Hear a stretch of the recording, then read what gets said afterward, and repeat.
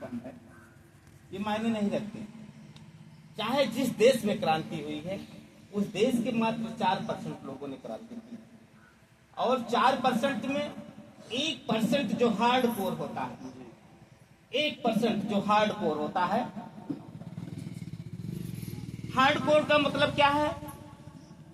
Hard core दूध को गर्म करने के बाद जब दही बनता है, दही को मथने के बाद जब माखन आता है, और माखन को हाई 100 डिग्री पर टेम्परेचर पर जब उसको गर्म किया जाता है तो फिर क्या बन जाता है?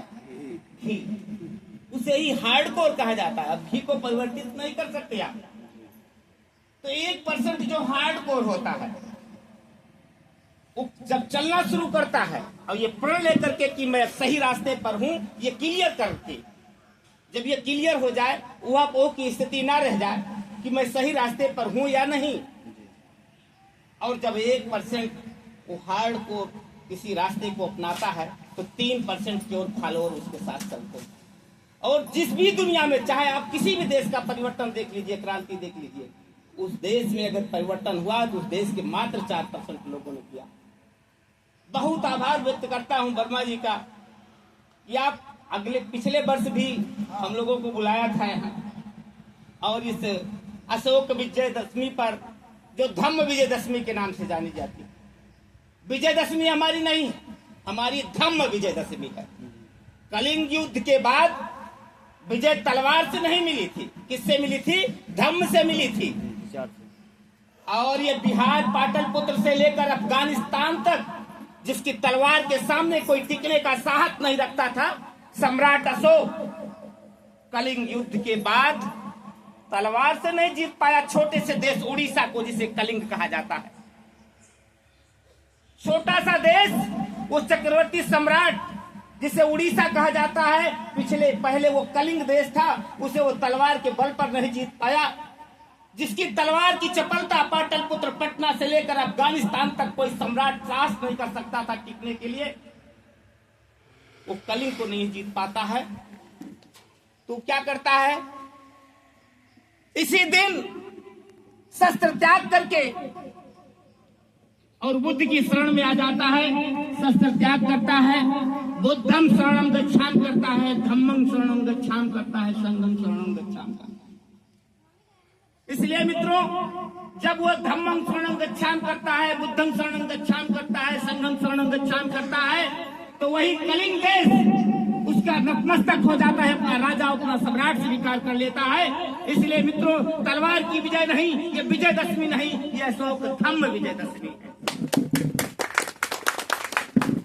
और धम्म विजयदशमी, धम्म क्या है? आज राजनैतिक हालत, न्यायपालिका की हालत, ब्यूरोक्रेट की हालत, जो हमारे समाज से निकल करके क्लास 1 में गए हैं, आज वो भी अभी हमारे अशोक भैया बता रहे थे, जो क्लास 1 है, पीजी के साथ ही है, पोस्ट ग्रेजुएट लिखते अपने आप को, डिप्लोमा होल्डर है, डॉक्टरेट है, आज वो भी लाइन में है। जा रही मैया आ रही मैया में वो भी लगे न मैया जाती है न आती है, तुम्हें लाते हो, तुम्हें ले जाते हो। तो जा रही मैया आ रही मैया में वो भी है, तकलीफ में होता। खास तौर से मित्रों, बहुत अच्छा लगा कि हमारे सर, हमारे भैया, बड़े भैया दिलपाल भैया हर वर्ष बुला लेते हैं। बहुत बहुत आभार कि कम से कम इस दिन तो हम लोगों को बैठने का मौका मिले अपने क्षेत्र में। नहीं तो एक चीज है ना, पेट को भोजन मिल जाता है ना, पेट को, और हम जैसे लोगों को जब तक यहाँ भोजन नहीं मिलता है तब देखो लगता है कि कुछ मिला नहीं। तो थोड़ा सा बोल करके गुबार निकाल लेना, 4-6 लोगों को अपनी बात बताने लगा कि कुछ मिल गया। ये अवसर आप देते हैं, बहुत बहुत आभार आपका। बड़े पैमाने पर होना चाहिए, लेकिन पैमाना कम नहीं है, मैं इसको बहुत बड़ा पैमाना मानता हूँ, है ना, क्योंकि एक ट्रक सड़े हुए अनाज की अपेक्षा एक मुट्ठी उन्नतशील बीज ही बहुत होता है। बस ठान लिया जाए तो, अगर ठान लिया जाए तो हम सब कर लेंगे मित्रों। तो बहुत बहुत आभार। इस धम्म विजयदशमी पर हम लोग इकट्ठा हुए, इतिहास बहुत है, वक्ता हमारे साथ है, सबको सुना जाना चाहिए। मैं इतिहास की तरफ चलूंगा तो बड़ा वो लगेगा, देर समय लगेगा।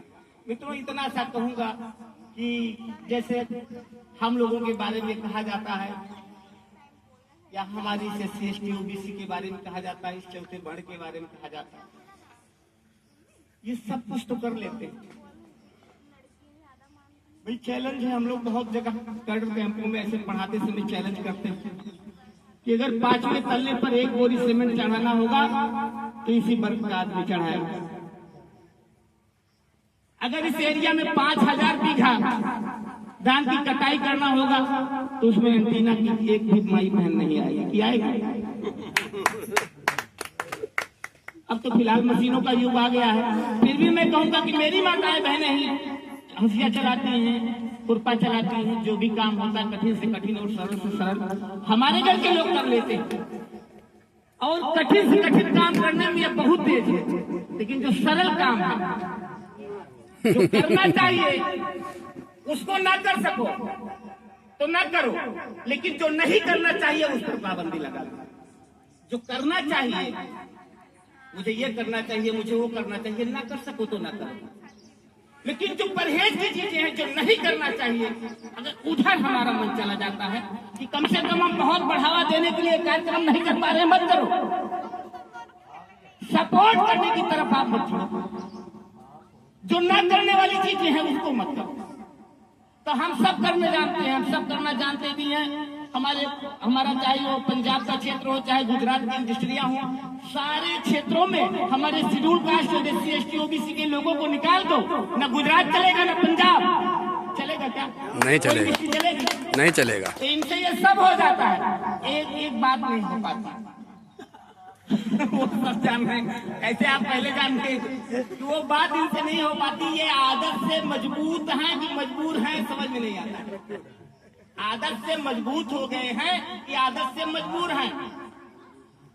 तो आदत से मजबूत हो गए हैं, ये समस्या ये है। अच्छा होता क्या है कि हमारे जो लोग हैं, हम लोग किसको प्यार करना चाहते हैं? एबव 55, एबव 60, 60 साल वाले को, 50 साल वाले को। भाई अब क्या करेंगे? वो तो बाकी अपने बेटे के रहमो करम पर। 60 साल वाला क्या करेगा? 60 साल वाला आ गया रहमो करम पर, चाहे अपनी बहू के चाहे अपने बेटे के। मैं ये कह रहा हूँ कि जिस तरीके से मित्रों कोल तार का ड्रम आपने देखा होगा जिससे सड़क बनती है, उसको चाहे जितना धो दीजिए वो घी रखने लायक नहीं होता। चाहे जितना धोइए वो घी रखने के काबिल नहीं हो।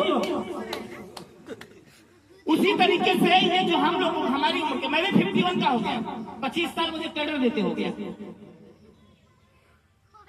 तो हम कोलतार के ड्रम है, हम बहुत अच्छे नहीं हो सकते। हमारे लोग हमारे ऊपर उंगली उठाते हैं, अरे खुद तो हो नहीं यार, तो क्या करें? मेरी आदत तो हो गई बीड़ी पीने की, बेटे को भी पिलाना शुरू कर दे, उसको भी ना रोके। जरूरत है कि जो नई जनरेशन है ये भी पूरी तरीके सही नहीं होगी। आपको तीसरी जनरेशन का इंतजार करना होगा, यह दिखाते हुए कि मेरे जो कारनामे हैं या यंग पीढ़ी के कारनामे हैं वो छोटे बच्चे देखने लगते। जैसे हमारी माँ नहीं मान रही है, अभी जाएंगे जरूर दूर दुनिया चलाने, तो जाओ दादा, लेकिन हमारे गधारे स्कूल चला जाता। हे महतारी बहनी, तू जा खूब लौटा, जहाँ मन कहा तहाँ लौटा, हमारे गधारे स्कूल चला जाए तक क्या वो देखे? वो देख लेंगे तो पूछिए हमसे, ये क्या है? हम क्या बताएंगे? हम भी नहीं बता पाते आज तक दूर दुनिया। वो उसान माई है कि कहा है, कैसे है, कैसी कहानी है। तो मित्रों मैं ये कहूंगा कि इतना हम लोगों को जरूर टाइट रहना होगा, थोड़ा सा अपने को स्टिक करना होगा, कड़ाई से परिवार की देखभाल करनी होगी कि कम से कम आने वाली जनरेशन उसको फॉलो न कर पाए।